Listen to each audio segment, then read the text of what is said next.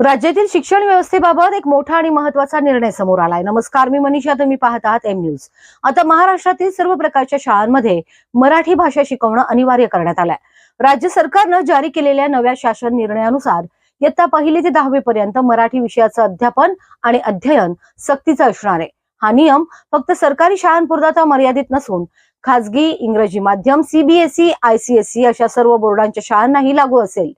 सरकारनं स्पष्ट केलं आहे की मराठी ही केवळ भाषा नसून महाराष्ट्राची ओळख आणि संस्कृती आहे आणि त्यामुळेच प्रत्येक विद्यार्थ्याला मराठीचं ज्ञान असणं गरजेचं आहे. या निर्णयाची अंमलबजावणी काटेकोरपणे व्हावी यासाठी सरकारनं कडक नियमही लागू केले आहेत. जर एखाद्या शाळेनं मराठी शिकवण्याचा नियम पाळला नाही तर सर्वप्रथम त्या शाळेला नोटीस दिली जाईल. 15 दिवसात समाधानकारक उत्तर न दिल्यास त्या शाळेला 1 लाख रुपयांपर्यंत दंड ठोठावला जाईल.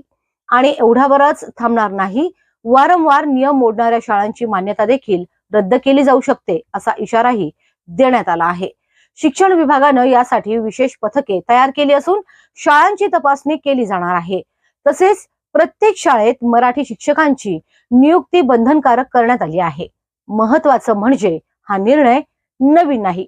महाराष्ट्रात 2020 पासूनच मराठी विषय अनिवार्य आहे. मात्र काही शाळांकडून त्याकडे दुर्लक्ष होत असल्यामुळं आता सरकारनं अधिक कडक भूमिका घेतली आहे.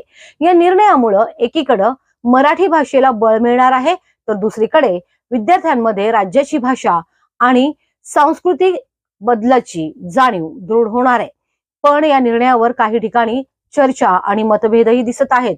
विशेषतः इंग्रजी माध्यम शाळांमध्ये याची अंमलबजावणी कशी होणार याकडे सर्वांचंच लक्ष लागलं आहे.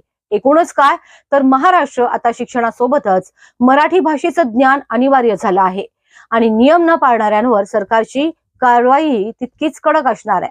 तुम्हाला हा व्हिडिओ कसा वाटला नक्कीच कमेंट बॉक्समध्ये कमेंट करून सांगा आणि हो, एम न्यूजला लाईक, सबस्क्राईब आणि शेअर करायला विसरू नका. नमस्कार.